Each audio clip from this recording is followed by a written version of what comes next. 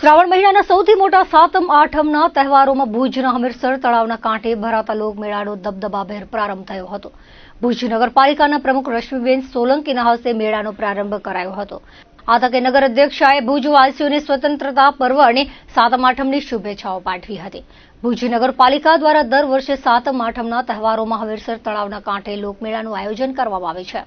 છેલ્લા થોડા વર્ષોથી ભુજ નગરપાલિકા દ્વારા મેળાનું સંચાલન ખાનગી પેઢીઓને સોંપવામાં આવે છે. આ વર્ષે હમીરસર તળાવ કાંઠે આયોજક દ્વારા 200 થી વધુ સ્ટોલ ઉભા કરાયા છે. ખાણીપીણી, રમકડા, કટલેરી, ઘર સુશોભન, ચકડોળ સહિતના વિવિધ સ્ટોલ ગોઠવાયા છે. આ વર્ષે સાતમ આઠમના તહેવારો બાદ રવિવાર આવતો હોય 3 દિવસ મેળો ચાલશે. આજે પ્રથમ દિવસે સવારે શીતળા સાતમ નિમિત્તે માતાજીના દર્શને આવેલા ભાવિકોએ મેળાની મોજ માણી હતી. ભુજ ઉપરાંત આસપાસના ગામોમાંથી પણ લોકો મેળાની રંગત માણવા ઉમટ્યા હતા. શ્રાવણ વદ સાતમના હમીરસરના કાંઠે એક લોકમેળાનો જે વર્ષોથી પરંપરાગત રીતે સાતમ આઠમના મેળો જે યોજાય છે એમને ભુજ નગરપાલિકા દ્વારા આજે અમે એ મેળાનું એક ઓપનિંગ કરી અને સૌ નગરજનો સાથે મળી અને આ એક મેળો ખુલ્લો મૂક્યો છે.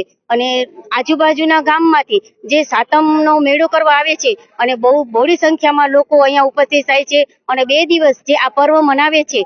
અને આજના દિવસે સૌને ભુજવાસીઓને હું મારી હાર્દિક શુભકામના પાઠવું છું. ત્યારે મારી ઉંમર 63 વર્ષ છે. હું લગભગ 6-7 વર્ષની ઉંમરથી આ મેળામાં આવતો રહ્યો. પહેલા અમે ગામમાં રહેતા ધરતીકંપ પહેલા, એટલે મેળો ઘણા ઘણે હતો. હવે દૂર થયા તેમ છતાં પણ મેળાનું એક આકર્ષણ આખા ભુજને રહેલું છે, આસપાસના વિસ્તારને પણ. હમીરસર તળાવનું એક અહીં મહત્વ ઘણું છે, એને કાંઠે જ આ મેળો થાય છે. બાકી આ રસ્તો જ છે, આમ બીજું કોઈ અહીંયા કને રોડ ઉપર માણસો ફરવા પણ અહીંયા આવે છે.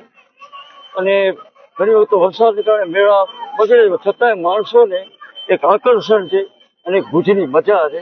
અને આ મેળો સદાય આમને આમ જોવા મળે. હજી ઘણા વર્ષે એવી આપણે